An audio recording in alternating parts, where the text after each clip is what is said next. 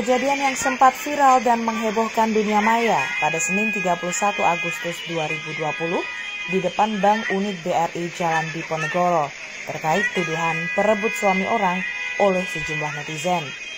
Merespon tuduhan itu, Lisiani Telaum Banua selaku korban yang dituduh sebagai perebut suami orang menegaskan bahwa dirinya bukan pelakor dan tidak merasa merebut suami orang. Sedang laki-laki yang bersamanya pada saat itu merupakan rekan kerjanya. Atas kejadian beberapa hari yang lalu, saya klarifikasi bahwa peristiwa tersebut tidaklah benar. Saya merebut suami orang atau pelakor di mana pada saat tersebut saya bersama Okta sedang menjalankan aktivitas kerja koperasi.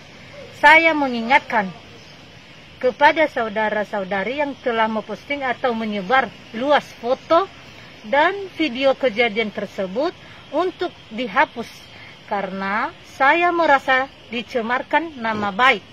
Apabila tidak dihapus, mohon maaf, saya akan menempuh jalur hukum yang telah diposting foto dan video tanpa seizin saya. Terima kasih.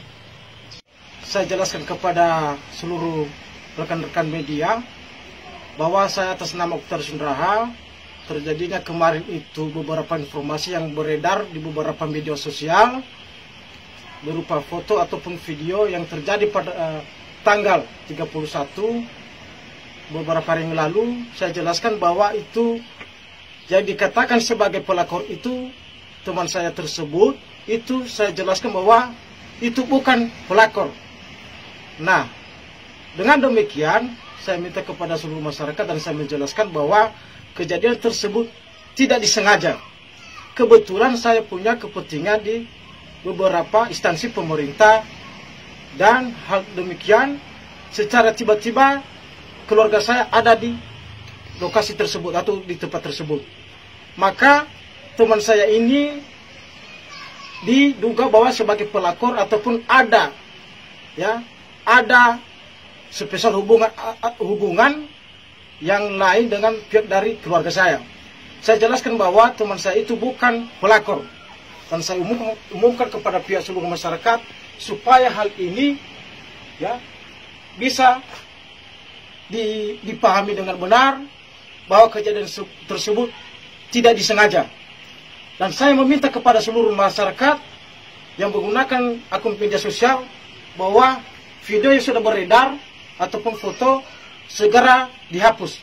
Karena saya sebagai pihak keluarga ataupun rekan-rekan kerja lainnya merasa terugikan, terutama pihak keluarga kami. Dengan demikian, barang siapa yang menggunakan akun media sosial tersebut melakukan postingan Facebook atau video tanpa seizin dari saya, maka saya akan menempuh jalur hukum. Dari Gunung Sitoli Nias, Arius Mendrova melaporkan.